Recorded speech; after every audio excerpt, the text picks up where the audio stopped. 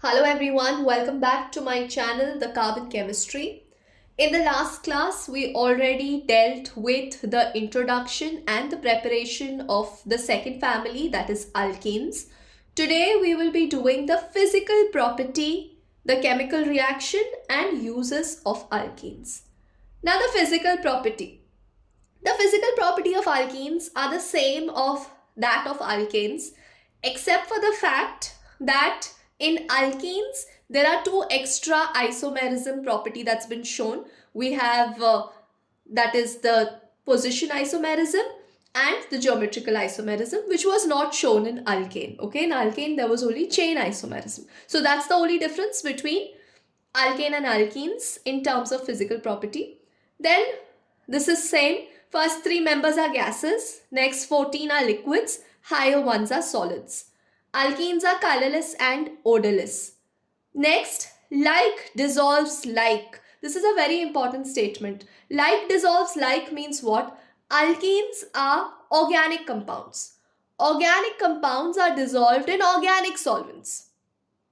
Inorganic compounds will be dissolved in the polar solvents. Okay, so what they are trying to say over here is like dissolves like means organic compounds are dissolved in organic solvents. Organic solvents, let it be ethanol, let it be carbon tetrachloride, let it be chloroform, and so on. Last physical property is the same what we dealt in alkanes. Boiling point increases with increase in molecular mass because surface area increases. Boiling point decreases with increase in branching because as branching increases, the surface area decreases, the van der Waals force decreases, and that's the reason we have the boiling point also decreases. Okay, so these are the physical properties of alkenes. Now let us go to the main one, that is the chemical reactions of alkenes. So in the chemical reaction of alkenes, we have addition reaction. Alkenes undergo addition reaction. Okay, so unsaturated compound, let it be alkenes, let it be alkynes, they undergo addition reaction. If you remember alkanes undergo substitution reaction. So this can come as a fill in the blank or MCQ or one word. So alkanes that are saturated, they undergo substitution. Unsaturated, that is alkenes and alkynes, undergo addition reaction. Okay. The first addition reaction is catalytic hydrogenation. Hydrogenation means adding hydrogen. Dehydrogenation means removal of hydrogen. Okay, so now we are going to add hydrogen. Catalytic means what? In the presence of a catalyst, you can take nickel, you can take platinum, you can take palladium. Any of it is fine. Okay. Now what is happening? Here we have two carbon atoms. The double bond is not stable. It has to be converted into a single bond. So one H will go to the first carbon atom. The other H will go to the second carbon atom. Then the double bond will be converted into what? It will be converted into single bond. Suppose if we don't know what to do, okay, now we know that we have to add, okay, so we are going to add H to the first carbon.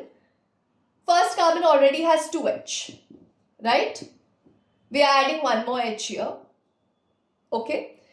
Accidentally, suppose if we have written double bond here, okay, we know that C has 2H and we have added one more H. Check for the valency of carbon. 1, 2, 3, 4, 5. Is 5 possible? No, it is tetravalent. So this double bond has been converted into a single bond. Therefore, what is your product in this case? The product is CH3 single bond CH3. Otherwise, mention the bonds. If you all are beginners, I would always suggest mention the bond, because at times we feel that we know and we can directly just write CH, CH2. Okay. Even people who are very experienced also, experienced like us, or it's like, so always mention the bonds because it is important that we do not make any mistake in the valency of carbon. Okay, so we have added hydrogen. As we have added hydrogen, one hydrogen goes to the first carbon, the other goes to the second. So alkene is giving you what? Alkene is giving you alkane. So the first one is ethene. Okay, this is ethene, or the common name is ethylene. Ethylene is giving you ethane. So this is about catalytic hydrogenation. Similarly, we can add what? We can add halogen. So it is going to be called as halogenation. So now we will add second reaction.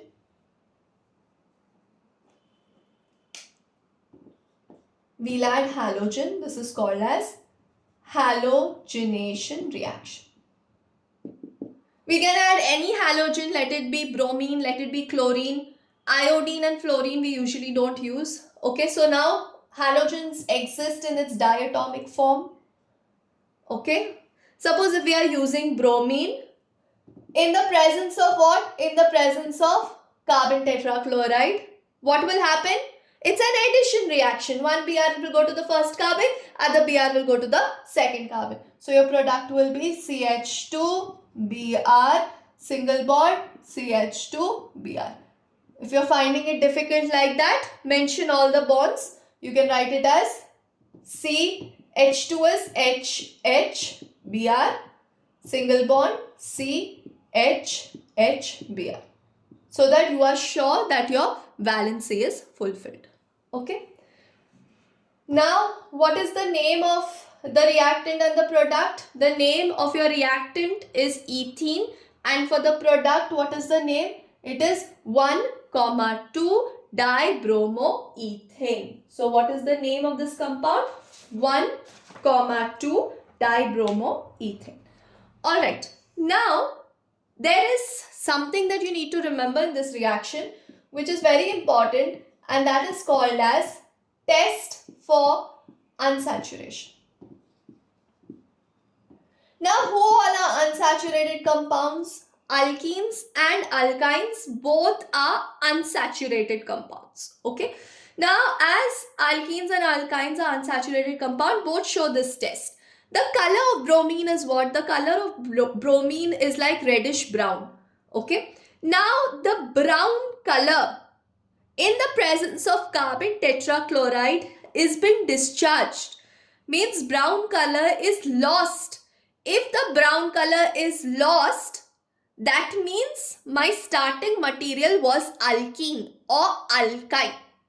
That is, in the presence of any unsaturated compound, let it be alkene, let it be alkyne, and you treat it with bromine and CCl4, the reddish brown color of bromine is lost. If the reddish brown color of bromine is lost, that means my starting material is unsaturated. If the reddish brown color of bromine is not lost, that means my starting material is saturated. It can be an alkane. But if the color is lost, it is alkene or alkyne. So this is called as test for unsaturation. So they can give you questions like, they can give you an example saying that bromine's color has been lost.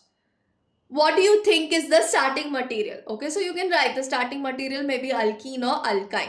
Or they can ask you, give a chemical test to distinguish between ethane and ethene. So what is the chemical test? When ethene is treated with bromine and CCl4, the bromine color has been lost. Okay, that is the test for ethene. Whereas in ethane, the bromine color has been retained. Try to mention the color, that is the reddish brown color. Different books have different color of bromine. Okay, few books have been written as brown color of bromine, few books have been written as reddish brown, few have been written as reddish orange. So follow the color that's written, the textbook that you'll follow for. Okay, so this is for halogenation. Halogenation means what? You are adding halogen to what? You are adding halogen to alkene. This is giving you which reaction? It's giving you an addition reaction where halogen is added to the first carbon and halogen is added to the second carbon. Now we will see the third type, that is addition of halogen acid or addition of hydrogen halide. So let's see addition of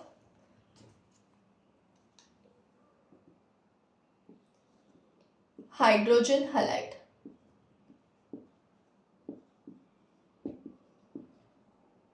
Hydrogen halide is what? HX. X stands for what? X stands for any halogen. So suppose if we take HBr. Now what will happen? One H will go to one carbon, one Br will go to another carbon. Here it can go anywhere because this alkene is symmetrical. Symmetrical means what? If H goes on the first, you'll have the same IUPAC as H goes on the second. Okay. So it's going to be CH3, CH2, Br. That is, what is the name?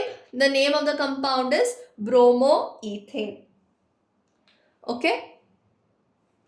Just write it for you all. Bromoethane. Now, this was kind of like easy. Okay, we have said that H has to be added at one and Br has to be added at another. But the alkene was symmetrical. What if the alkene is not symmetrical? Means if we have the alkene this way.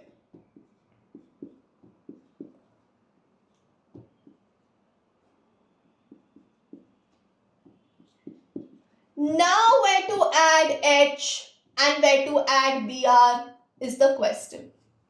Here you cannot just randomly add H and randomly add Br. Okay. So for this type of addition reaction, we follow a rule, and that rule is called as Markovnikov's addition rule. The rule's name is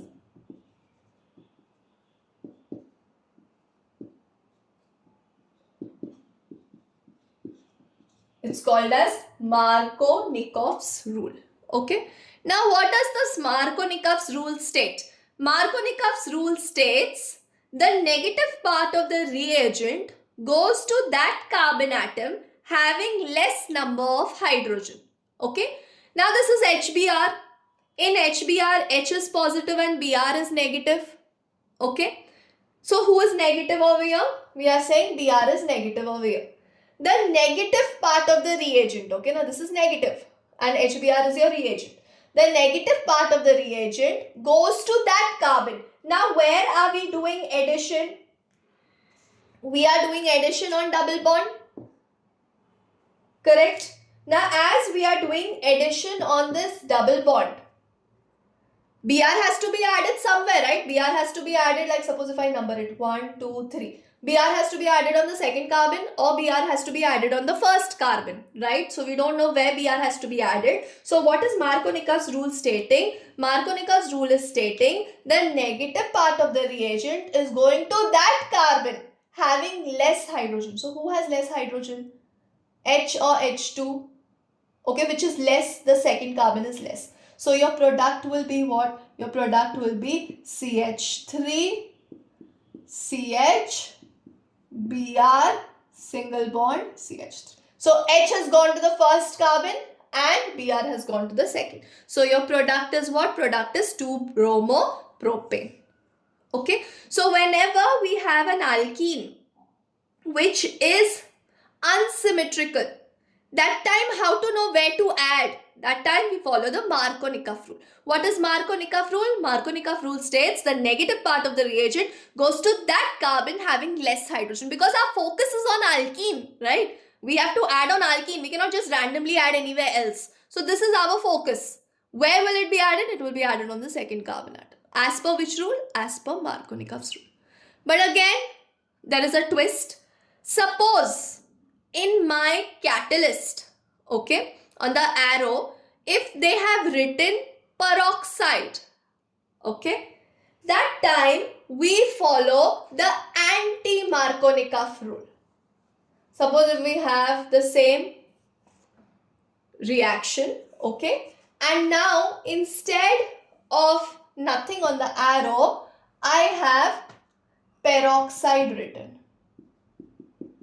Okay, any peroxide can be there, H2O2. Okay, they have written peroxide. That time we follow the anti-Markovnikov rule. What is anti-Markovnikov rule? The negative part of the reagent goes to that carbon having more hydrogen. Just remember Markovnikov, anti-Markovnikov is against Markovnikov, just the opposite. So here you will have CH3, CH2, CH2, Br. That is 1-bromopropane. is your product in anti-Markovnikov's rule. In Markovnikov's rule, your product is 2-bromopropane. Okay. So what have we learned? In alkenes, alkenes exhibit addition reaction. Okay. We have added hydrogen in the presence of catalysts like nickel, platinum, palladium. Any one you can write the catalyst. The next, we have added only halogen. When we added halogen, there was a test for unsaturation. That is, the brown color of bromine has been lost if the starting material is unsaturated. Then the third one is addition of hydrogen halide. Okay. If they are symmetrical, it's easy. Just put one H on one carbon, put one Br on the other carbon, and you get your product. But if it is not symmetrical, that time what to do? Where to put H? Where to put Br? We use the Markovnikov's rule. What's Markovnikov's rule? The negative part of the reagent goes to that carbon having less hydrogen. Okay. And if peroxide is written, we use anti-Markovnikov rule. That is, the negative part of the reagent goes to that carbon having more number of hydrogen. Okay. After this, we see another reaction. Addition of sulfuric acid. Now sulfuric acid is been added as per Markovnikov's rule. Okay. So addition of sulfuric acid. That is H2SO4. H2SO4, we'll split it up and write it as HHSO4. Okay. This is our alkene. CH2 double bond CH2 plus H2SO4, that is HHSO4. Okay. What do we get? We get it as H goes to one carbon and HSO4 goes to the other carbon. So you will have CH3 single bond CH2 HSO4. If you want, you can write it as HSO4, or if you want to exactly focus on the negative reagent, you can write it as OSO3H. So this is what the product's name is: ethyl hydrogen sulfate. Ethyl hydrogen sulfate. Now this ethyl hydrogen sulfate, I'll write it over here, further treated with water. Okay. What will happen? This can, just like I mentioned earlier, this can be written as HSO4, or if you want, you can write it as OSO3H. OSO3H. It's the same. Okay. Here I'm just showing you the negative part of the reagent. So what is happening? OSO3H is substituted by OH. So what do you get? You will get CH3, CH2, OH. That is, we will get an alcohol. Okay. So what is an addition of sulfuric acid to an alkene? We add sulfuric acid. How to split up sulfuric acid? Split up sulfuric acid as HHSO4 or HOSO3H. Okay, if I've split it up as HSO4, I'll write it here as HSO4. Otherwise, you all will get confused. Okay. Now what will happen? One H goes to one carbon. The other HSO4 or OSO3H, however you want, goes to the other carbon. Finally, with hydrolysis is addition of water. HSO4 has been substituted by OH and we get an alcohol. So this is addition of sulfuric acid. Now, we go to the next reaction, that is ozonolysis.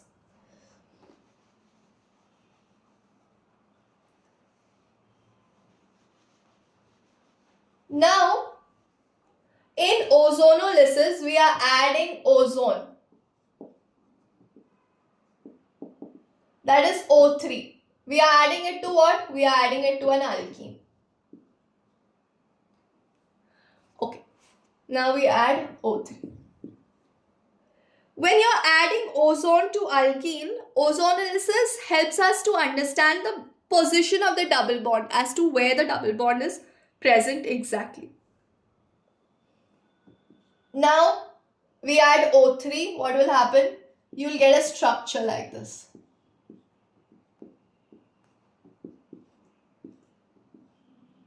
This is your ozonoid structure.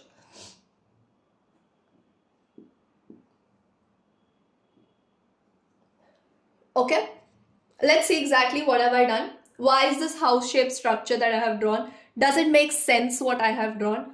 Okay, so let's figure it out.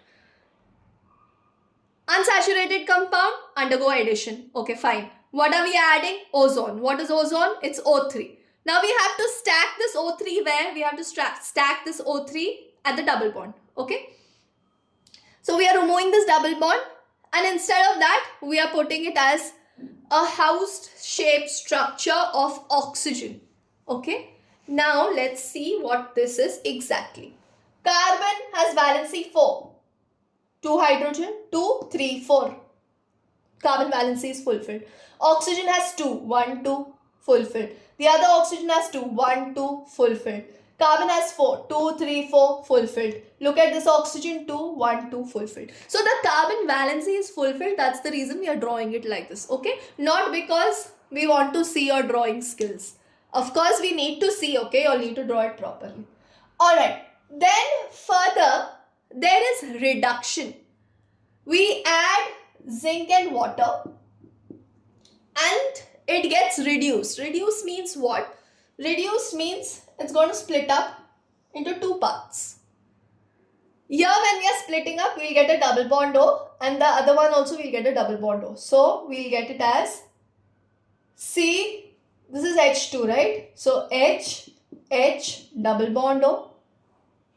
Okay, put a double bond O, C double bond O, plus again C double bond O, and this is H2, H and H. So here we have got 2 moles of methanol or formaldehyde. Okay, so what have we done in ozonolysis? In ozonolysis, we have added O3 in such a way that we get an ozonite structure, that is like a house-shaped structure. Finally, we reduce it with zinc and water so that we get aldehyde or ketone respectively. Okay, we'll see one more example so that the concept is clear. Let's take propene.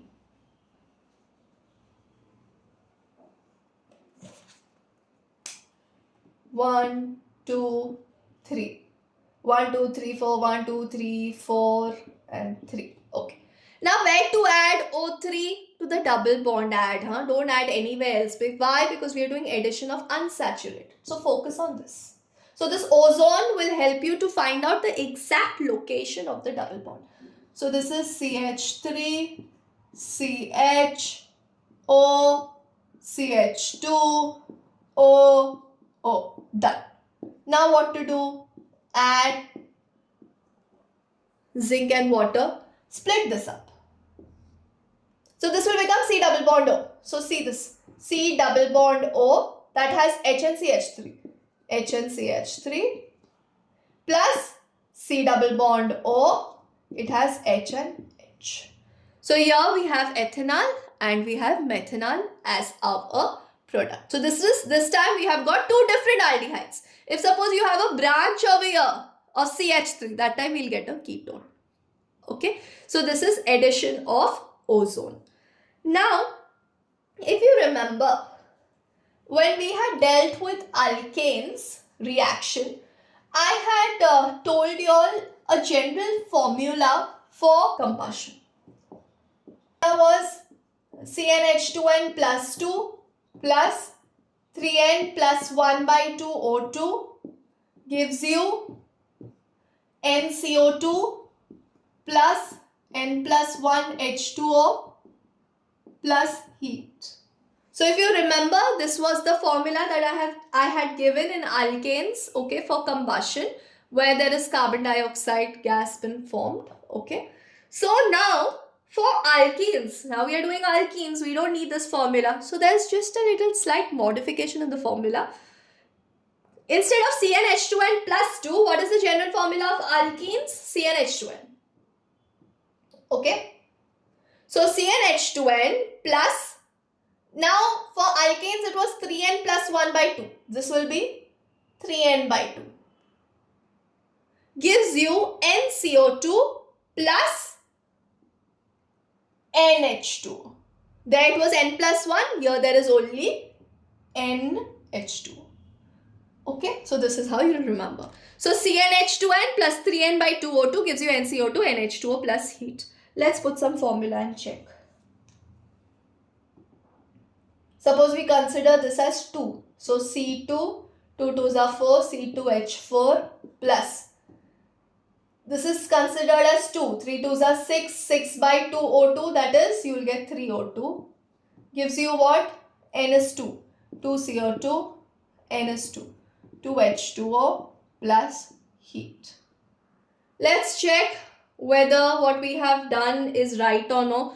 2 carbon, perfect. 2 2s are 4, 4 plus 2, 6, 3 2s are 6 oxygen, okay, balanced. 2 2s are 4 hydrogen, balanced, okay. So this is how you're going to write the reaction. And I told you if it is in fraction, you're going to multiply the entire thing by 2, okay, so that you will get it in a whole number. Alright, now we move on to the next reaction, that is oxidation. Strong oxidizing agents are KMnO4, K2Cr2O7, okay. Here we are going to take dilute aqueous KMnO4. Oxidation reaction. We have alkene. We treat it with KMnO4. KMnO4 is a source of oxygen. Okay. In aqueous KMnO4. Aqueous means water. Water can be written as HOH. KMnO4 is a source of oxygen. It's giving you nascent oxygen. If you want, here you write KMnO4 so that you know that KMnO4 has given you oxygen. Now what will happen? There's one OH here and there's another OH here. Again, we know that unsaturated compound undergo addition reaction. Okay, so what is your product? I'll put the arrow down and I'll write the reaction here. It is CH2OH, single bond CH2OH. Because there's one OH here and one OH here. From where did this O come? O came from KMnO4 because it's a source of oxygen. Okay. Now, to that double bond, what have we added? We have added one OH to one carbon, the other OH to the other carbon. What is the name of this compound? Now, there is one more rule, which is whenever there is more than one same functional group. Okay, so this OH is more than one. That time we name the whole alkane. So what is this alkane? Ethane. Okay. Followed by the numbering. So it's ethane. 1, 2. How many ols are there? Ol is the suffix, right, of OH. How many ols are there? 2. So it is diol. Ethane 1, 2 diol. So whenever we have more than one OH or any functional group, that time name the whole alkane with an E. Okay, usually we skip the E, right? We write it as ethanol or whatever. So we don't have the E. But if there's more than one same functional group, that time mention the whole alkane with that E, followed by your numbering, and you can use the word di, tri and all, and write the suffix. So this is for oxidation reaction. Now, this dilute aqueous KMnO4 is also called as Bayer's reagent. Okay, it's called as Bayer's reagent, and this is also a test for unsaturation. Okay, that is KMnO4 is purple in color. The purple color is lost. If the purple color is lost or discharged, that means my starting material is unsaturated. If the purple color is retained, that means my starting material is saturated. That is, it can be an alkane. But if the color is lost, it can be alkene or alkyne. So, if they ask you what is Bayer's reagent, what will you say? Cold dilute alkaline KMnO4. Cold dilute alkaline KMnO4 is what? is Bayer's reagent. And this Bayer's reagent is used for what? Bayer's reagent is used as test for unsaturation. So we have learned two tests for unsaturation, very important when chemical tests come to distinguish. One test for unsaturation is to alkene, if you've added bromine in the presence of CCl4, the bromine color has been lost. And next is Bayer's reagent. What is Bayer's reagent? Bayer's reagent is cold dilute alkaline KMnO4. If that purple color has been lost, that means it is starting material is unsaturated. Okay, now we move on to the last reaction. The last reaction is polymerization. There is an entire chapter of polymers in your 12th grade. Okay. So polymerization means like a continuous chain that has been formed from a starting material.